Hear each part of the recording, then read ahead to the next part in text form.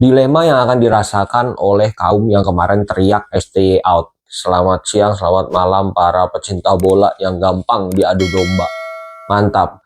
Kali ini kita bahas dilema yang akan dirasakan oleh kaum yang kemarin teriak STY out.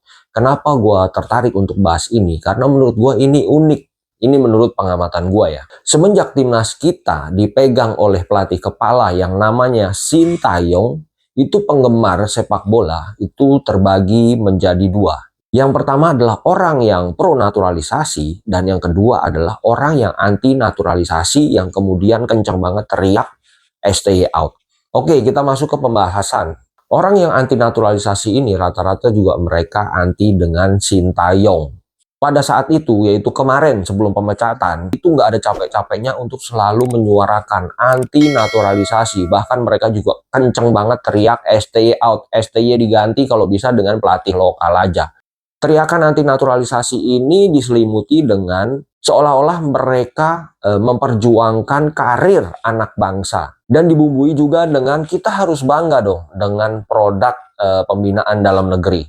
Mereka menganggap program naturalisasi yang digalakan oleh PSSI ini sebagai alat untuk membunuh karir dan masa depan anak bangsa. Masih teringat jelas banget di ingatan kita, Bung Toel pernah ngomong gini, Hernando jago nggak? Apakah kita tega ngelihat Hernando cadangan? Masih ingat? Ya kira-kira begitu. Seiring berjalannya waktu, suara atau dengungan STY out itu makin kencang karena dinilai performa tim nasional itu nggak berkembang di bawah asuhannya STY. Beberapa hashtag dikeluarkan, salah satunya adalah STY out dan ada lagi STY tanpa diaspora, nggak bisa apa-apa. Nah, sampai pada hari ini faktanya STY out beneran nih. Mereka yang anti STY dan anti naturalisasi seolah-olah senang dengan dipecatnya STY.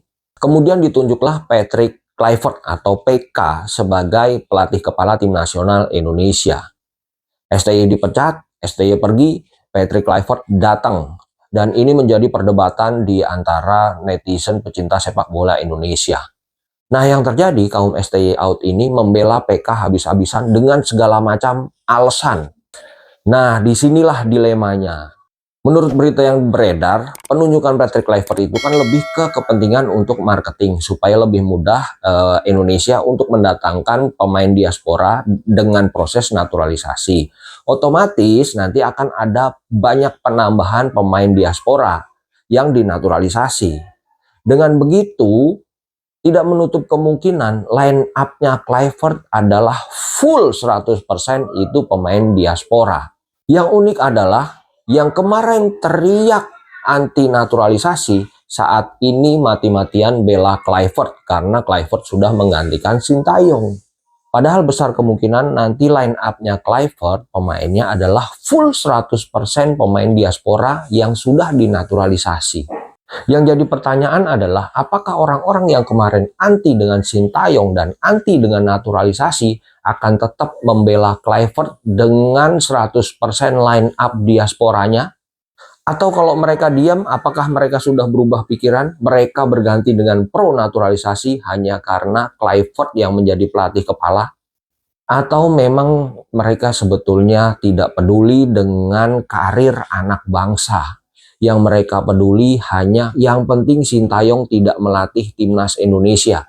Pokoknya yang penting jangan STY lah, istilah gampangnya begitu.